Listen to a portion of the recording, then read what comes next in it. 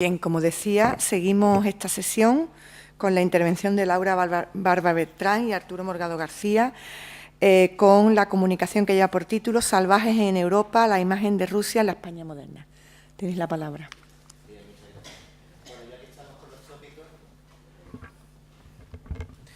Ya que estamos con los tópicos, vamos a seguir hablando de tópicos y vamos a tocar ahora las imágenes, las visiones que pudieron circular de la Rusia de la época moderna. Bueno, todos sabemos que en la época moderna el tópico de los caracteres nacionales es algo absolutamente operativo y que lo podemos encontrar por doquier.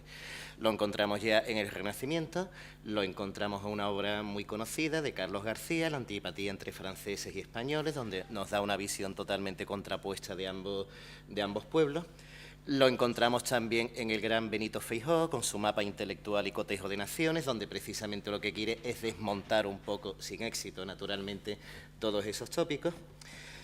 En las novelas francesas del siglo XVIII hay un trabajo muy bonito en la revista Siglo XVIII, donde vemos como los franceses, los italianos, los ingleses, los españoles, cada uno de ellos tiene sus caracteres nacionales y sus tópicos nacionales bastante bien definidos. Pero dentro de los pueblos europeos, probablemente la nación que tuvo una imagen más negativa fue Rusia. Rusia, que durante mucho tiempo no se llamó Rusia, sino que se llamó Moscovia. Fue la denominación que estuvo circulando durante gran parte de la época moderna. La verdad es que absolutamente todo se conjuraba en contra de los moscovitas para que sobre ellos pesara esa imagen tan negativa. Era un país lejano, lo dominaba una naturaleza inclemente y hostil. La comunicación con el resto de Europa, con el resto del continente europeo, durante mucho tiempo fue bastante difícil. La evolución histórica y cultural, en comparación con la de Occidente, también fue bastante diferente. Tengamos en cuenta que el gran corte que diferencia la historia rusa de la historia del resto de Europa fue la invasión de los mongoles en el siglo XIII, que provocó una trayectoria histórica totalmente distinta. A partir de ese momento, Rusia, en vez de orientarse hacia el occidente, se orienta hacia el mundo del Caspio, del mundo del Mar Negro, el mundo de Siberia, y va a seguir unas pautas culturales totalmente distintas.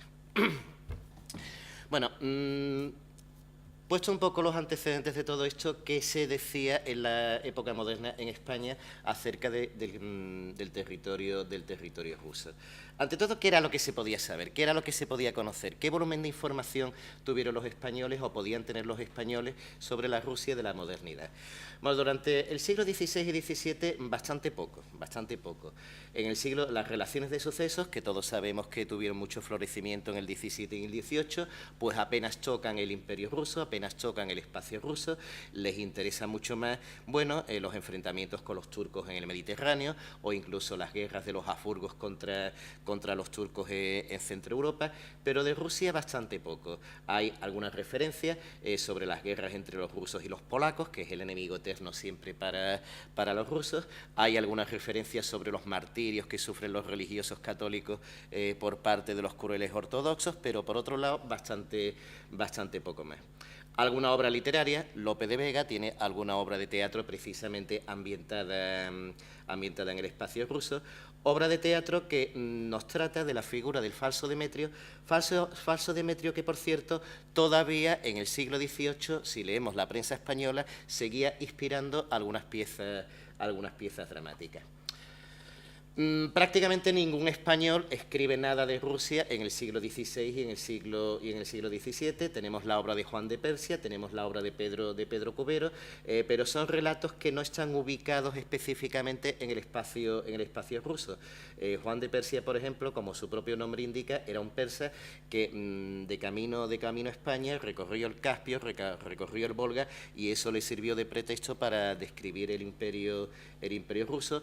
Pedro Cubero todavía dedica menos espacio por aquello de que Pedro Cubero en realidad lo que nos está contando es una vuelta al mundo que hizo a finales del siglo XVII. En fin, el nivel de información bastante limitado. Luego, un nivel de información básicamente textual, por lo de siempre, por lo que hemos dicho en muchísimas ocasiones. Los libros españoles no tienen imágenes, lo que se edita en España en la época moderna no tiene ilustraciones. Entonces, las ilustraciones que podían saber los españoles sobre la Rusia del 16 y del 17 son libros europeos que, la verdad, están cargadas de tópicos y que están cargadas de temas recurrentes. Por ejemplo, el Civitates Orbis Terrarum. Sabemos que el Civitates Orbis Terrarum de finales del siglo XVI es muy detallado cuando habla de las ciudades de Centro Europa, cuando habla de las ciudades italianas, incluso de las españolas o de los Países Bajos. A medida que nos alejamos, el nivel de detalle y el nivel de fidelidad pues va siendo cada vez más reducido. Esto se supone que es Moscú, podía ser cualquier otra cosa, pero en el pie de la ilustración aparece Moscú. Y lo único que podemos distinguir aquí, que bueno, está aquí algo que parece ser la Catedral de San Basilio, el Kremlin, etcétera, etcétera. Bueno, y luego el método del copy-paste, que se utiliza mucho hoy en día, también se empleaba en las ilustraciones del siglo XVI, porque estas imágenes de arqueros, de fauna, etcétera, etcétera, están extraídas de una obra anterior que el autor ha reutilizado. También está la imagen de Rusia que aparece en el mapa de Ortelius del Teatrum Orbis Terrarum. En esta vida nada es neutral, vamos a ver. Rusia no aparece en un mapa independiente como aparece en los atlas en la actualidad. Rusia está metida en el mismo saco que la Tartaria, que la Mongolia, etcétera, etcétera. Es decir, más relacionada con el mundo asiático, con el mundo del este, que con el ámbito occidental, que con el ámbito europeo propiamente dicho. Bueno, esto en cuanto a la representación icónica. La representación textual, pues una representación textual absolutamente tópica, absolutamente repetitiva y cargada de negatividad por todas partes. El país, pues el país se va a caracterizar por una naturaleza absolutamente inclemente y absolutamente hostil. Y un elemento que aparece en esa naturaleza siempre es el bosque. Tengamos en cuenta que para la cultura occidental, sobre todo para la cultura mediterránea, el bosque siempre es sinónimo de espacio no controlado por el hombre y, por consiguiente, de espacio no civilizado. Entonces, un país que está lleno de bosques, evidentemente, pues va a tener un nivel de civilización bastante reducido. Los pobladores, los habitantes son bárbaros en sus aspectos, bárbaros en sus costumbres, en su indumentaria, en sus hábitos alimenticios. Un tópico recurrente es el abuso continuo del alcohol por parte de los rusos, y no solamente que abusen del alcohol, sino que beben un licor, con perdón, absolutamente asqueroso. Ese es un elemento que está presente continuamente. Las moradas son incómodas, son sucias y son lúgubres. Su religión, como los rusos evidentemente eran cristianos ortodoxos, siempre nos va a decir que la religión de los rusos es parecida a la de los griegos, y los griegos son cismáticos, y como son cismáticos tienen una religión cargada de supersticiones. Bueno, esto era lo que se decía en los siglos XVI y XVII, y vamos a pasar ahora en el siglo XVIII. Vamos a ver, a poco que conozcamos la historia rusa en la época moderna, sabemos que la gran línea divisoria en todos los aspectos viene marcada por la figura de Pedro el Grande. Antes y después de Pedro el Grande, la historia del espacio moscovita va a ser completamente distinta, completamente diferente. ¿Qué se sabía en España de Pedro el Grande? Pues la verdad es que se sabía bastante. A poco que hojeemos las fuentes españolas del siglo XVIII, a poco que hojeemos la prensa, pues nos vamos a dar cuenta de que en más de una ocasión aparece la figura de Pedro el Grande. Feijóo, que es un autor básico para conocer lo que era la cultura española del XVIII, pues nos transmite incluso un paralelo entre la figura de Luis XIV y la figura de Pedro el Grande. Ese aumento del interés por el espacio ruso en la España del siglo XVIII lo podemos encontrar también en la prensa periódica. Esto es un ejercicio bastante sencillo, que es irse a Prensa Digital Hispánica en Biblioteca Nacional y hacer una cuantificación, que la informática lo haga, de cuántas referencias aparecen de Rusia en la prensa española del siglo XVIII. Estos datos, naturalmente, no hay que tomarlos en sentido absoluto, hay que tomarlos un poco en sentido de contraste. Entonces, podemos ver que en la prensa española, entre 1770 y 1800, Francia es citada en casi 6.000 ocasiones, Inglaterra en casi 3.000 y Rusia en 1472. Parece poco, pero esas 1472 de Rusia no están muy lejos de las 1800 de Italia, que era un espacio bastante bien conocido por los españoles desde hacía muchísimo tiempo, y es un nivel de referencias muy superior al que pueden tener Portugal o al que puede tener África. Es decir, que el nivel de conocimiento de Rusia en la España en la prensa española sería intermedio. Es curioso también que el vocabulario ha experimentado una transformación enorme. Podemos contrastar el número de referencias en la que aparece Rusia al número de referencias en la que aparece el término Moscovia. Esto todos los estudios lo señalan. A medida que vamos avanzando en el siglo XVIII, el término Moscovia va siendo cada vez más desplazado y se utiliza el de Rusia.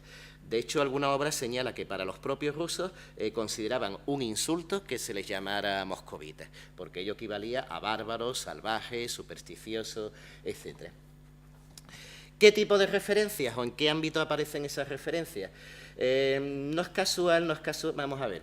Hemos elegido 3 tipos de periódicos, uno de carácter informativo y oficialista, como sería el Mercurio de España, otro de carácter económico, como es el Correo Mercantil de España y las Indias, y otro de carácter cultural, como es el Espíritu de los Mejores Diarios.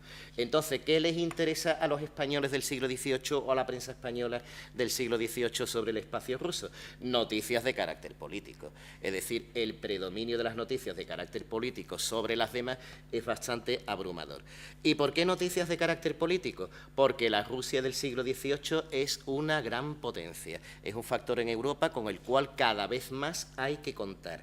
Y de hecho, en la prensa española de finales del XVIII, pues vamos a ver reflejada cada 2 por 3 las guerras entre los rusos y los turcos, las victorias de los rusos sobre los turcos, etcétera, etcétera. Económicamente, el volumen de referencias es menor. Tengamos en cuenta que Rusia, por supuesto, no interesaba tanto para los españoles de la época como Francia, como Inglaterra o, por supuesto, como América. Y desde el punto de vista cultural, nada. Desde el punto de vista cultural, prácticamente nada. Hay que partir de la base de que para los españoles del siglo XVIII, Rusia no tenía precisamente muchos modelos o muchos ejemplos positivos que ofrecer. Alguna referencia a la política educativa de Catalina la Grande, alguna referencia que a Catalina la Grande le gustaba mucho el conde de Buffon, pero la verdad bastante poco. Bueno, por ir dejando espacio, paso ya un poco por alto. Este aumento del interés lo vemos reflejado también en el hecho de que se publican libros dedicados específicamente a Rusia. Algunos de ellos están escritos por autores españoles. Probablemente el primero de ellos sea el de Manuel de Villegas, Historia de Moscovia. Es muy interesante también el último, Luis del Castillo, compendio cronológico, por aquello de que Luis del Castillo estuvo en San Petersburgo pensionado por la corona española para aprender inglés, para aprender alemán y para aprender ruso específicamente. Hay obras de teatro ambientadas en Rusia en honor de Pedro y de Catalina la Grande. A pesar de esto, la imagen sigue siendo ambigua. Es cierto que se reconoce que, bueno, que Pedro el Grande pues ha modernizado un poquito el país y que la corte es brillante, la corte es culta, se hablan el francés, llevan pelucas, pero por lo demás todo sigue siendo exactamente igual. Los puntos débiles del espacio ruso siguen siendo exactamente los mismos. Los campesinos supersticiosos, los clérigos ignorantes, el gobierno despótico, el régimen político brutal. Ahí no ha cambiado absolutamente nada. Y sí es cierto que hay un gran interés por reflejar su poderío militar. Eso es un tema que progresivamente obsesiona o preocupa mucho a los españoles y preocupa mucho en el resto de Europa. De hecho, la imagen del oso ruso, que es la imagen tópica de la Rusia del siglo XIX, la encontramos ya reflejada en la prensa de inicios de la centuria. Bueno, hemos hablado de tópicos. Ahora vamos a pegar un salto en el tiempo y en el espacio, probablemente bastante arriesgado, pero lo que queremos demostrar es la operatividad de los tópicos. Los tópicos duran muchísimo tiempo, los tópicos se mantienen. Y qué mejor ejemplo para ello de ver cómo En el cine histórico actual, se siguen manteniendo los tópicos y las representaciones de los rusos que podemos encontrar en España en el 16, en el 17 y en el 18. ¿Y por qué el cine? ¿Y por qué el cine histórico? ¿Por qué lo elegimos? Porque el cine histórico es muy ilustrativo de los tópicos y de las representaciones del pasado, y cómo en realidad eso nos influye mucho en la visión que tenemos del mundo. Aludo a un artículo muy conocido del francés Michel Pastoureau, donde comentaba un poco que realmente lo que determinó a muchos medievalistas franceses para estudiar la Edad Media no fue ni leer a Le Goff, ni Duby, ni nada por el estilo. Fue ver la película Ivanhoe, que eso fue lo que marcó su vocación como medievalista. Y sin más preámbulos, le cedo la palabra a doña Laura Barba. Bueno, ¿se me oye bien? Bueno, pues para ello vamos a referirnos a 3 películas ambientadas en la época moderna y que responden muy bien a todo el nacionalismo putiniano. Y bueno, estas son Taras Bulba, 1612 y La espada del rey. Taras Bulba es una película basada en la novela de Nikolai Gogol, pero en concreto en la versión de 1842, que contiene muchos elementos más patrióticos rusos y además es mucho más afín a la figura del zar. Y bueno, además es una película que financió el Ministerio de Cultura ruso y que produjo la televisión estatal. Bueno, la película habla del enfrentamiento entre los cosacos del Sich de Zaporizhia, entre ellos está Taras Bulba, contra los polacos, porque bueno, estos quemaban las iglesias ortodoxas, eran violentos con todos los ortodoxos y tal. Por otra parte, 1612 pues nos describe, a través de los ojos de Andrei, que es el protagonista, todo el periodo de la época de los disturbios, que bueno, es el que transcurre entre la muerte del zar Teodoro I, el hijo de Iván el Terrible, y el establecimiento ya de la dinastía Romanov en 1613. Esta película fue encargada por el propio Kremlin y esto es lo que justifica que tenga otra lectura más de carácter político.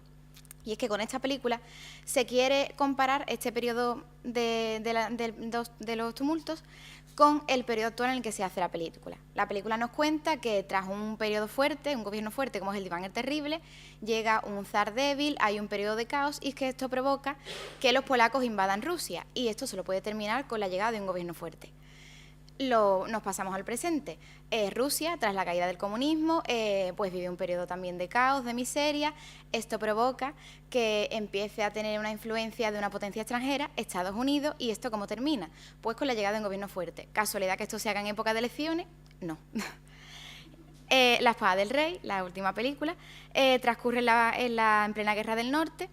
Y en ella, pues Luis XIV de Francia envía 2 duelistas al exilio, a uno lo envía al bando sueco y al otro lo envía al bando ruso, y bueno, ambos se terminarán enfrentando en bandos opuestos en la batalla de Poltava. Y ya, bueno, pasamos a el primer tópico que trata las películas, es el gran poderío militar ruso. Ya en Taras Bulba, que transcurre en la Ucrania del siglo XVI, nos describe el miedo que inspiraban los cosacos, soldados que mientras quede pólvora ellos siguen luchando. Y además, esto también hay que mencionar también la gran fraternidad que hay entre los cosacos, que en la película insiste mucho en que es una característica propia de los rusos, que bueno, el propio Taras Bulba, antes de morir, cuando lo están quemando, le da tiempo de decirle a los supervivientes por dónde tienen que coger para que no los atrapen los polacos, e incluso mata a su hijo porque se pasa de bando cuando se enamora de una noble polaca. Y bueno, pasando, en el caso de 1612, también vemos esa gran destreza militar cuando parte del ejército ruso, que no cuenta con artillería, que prácticamente está formado por campesinos, consigue repeler un ataque de ese gran ejército polaco. Y bueno, por supuesto el protagonista, que es el gran héroe de la película, también hay que mencionarlo. En el caso de la espada del rey, por supuesto, la gran batalla de Poltava, vencen los rusos. Y esto pues se demuestra, hay una gran batalla y además Grigori, que es el protagonista ruso de la película, también en varias ocasiones se enfrenta solo a parte de los suecos, se pone en primera línea de batalla, es el gran héroe. Y bueno, hay que destacar el fuerte carácter ruso porque no solo son los soldados, las mujeres cuando atacan las aldeas e intentan violarlas se van con palos a por los suecos. Otro tópico es la fama de alcohólicos que tienen los rusos. En el caso de Taras Bulba, cada vez que se declara la guerra a alguien, hay aguardiente en la mesa. Y bueno, esto aquí hay que destacar dos discursos. Uno es cuando, después de unas copitas de más, los cosacos escriben una carta al sultán porque quieren entrar en guerra. Y bueno, la carta dice así: querido sultán, demonio turco, hermano del mismísimo Satán y secretario de Lucifer, ¿qué clase de guerrero eres si no podrías matar ni a un erizo con tu culo de mono? No tenemos ningún miedo de tus ejércitos, lucharemos contigo por tierra y aire, pinche de Babilonia, sirviente moreno. Y para acabar la carta, no tenemos ni idea del día ni fecha que es hoy, pero nuestro día es el mismo que el vuestro, así que un beso.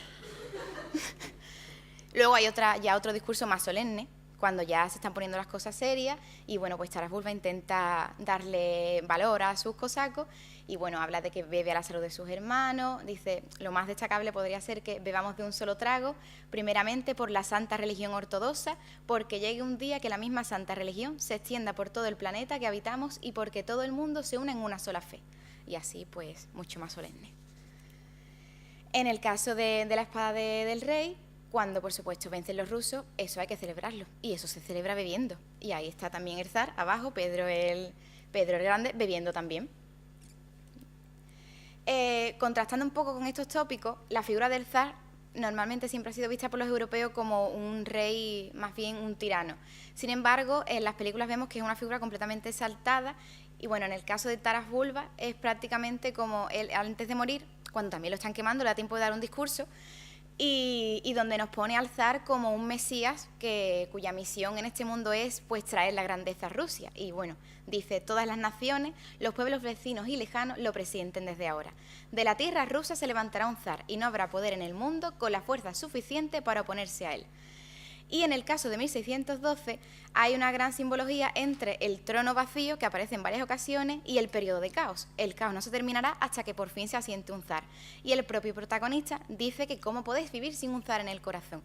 Y además, no solo eso, sino que la figura del zar tiene como un carácter mágico, porque cuando por fin se elige a un zar, aparece un unicornio y un anciano que estaba subido como en una torre, que dijo que hasta que no terminara el caos no bajaba, bajó de la torre cuando ya había zar y se encontró con el unicornio. Luego tenemos, por supuesto, en la espada del rey, el gran momento del zar es su discurso, el discurso de Pedro el Grande, que además es el discurso auténtico. Y bueno, nos dice, soldados, por fin ha llegado el día en el que se decidirá la historia de Rusia, nuestra queridísima madre patria. No vais a luchar por el zar Pedro, debéis saber que lo haréis por vuestra querida madre patria bajo las órdenes de vuestro zar. No dejéis que os intimiden los que cuentan del enemigo, no es invencible. Con vuestras victorias ya habéis demostrado que mienten. Vuestro zar no tiene aprecio a su vida, que Rusia sea próspera y gloriosa. ¿Y dónde terminaba eso? Bueno, más o menos así. Y además no solo eso, sino que el protagonista ruso muere cuando intenta atentar contra la vida del zar, porque por el zar se muere. Luego en las tres películas vemos un enemigo común, los polacos. Esto está muy relacionado sobre todo con el tema de las férreas creencias ortodoxas de los rusos. En el caso de Taras Bulba, ese es el motivo de que se les declare la guerra, y aparecen como los malos de la película, no solo en batalla, sino que cuando capturan a los cosacos los torturan. En 1612 son los que, aprovechando el caos, invaden Rusia, pero no solo eso, sino que además obligan a la princesa Xenia, que es esta muchacha, a convertirse al catolicismo. Y eso los rusos no lo perdonan, la quieren ahorcar por ello, porque además no solo eso, sino que es que la convierten y reza en latín.